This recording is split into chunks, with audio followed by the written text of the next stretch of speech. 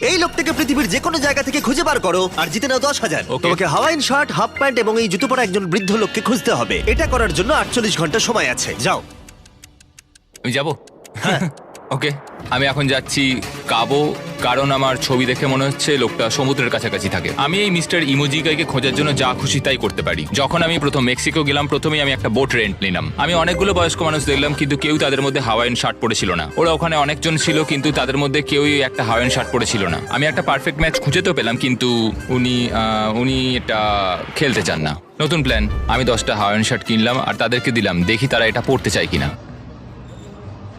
2 ঘন্টা কেটে গেছে, আমার মনে হচ্ছে এটা কখনোই কোনোভাবে সম্ভব নয়। আমি নিজেকে পরাজিত ঘোষণা করিয়ে দিয়েছিলাম, কিন্তু সেই সময় অদ্ভুত একটা ঘটনা ঘটলো। আপনারা বিশ্বাস করবেন না, আমার সামনে কে বসেছিল। আপনাকে দারুণ লাগছে।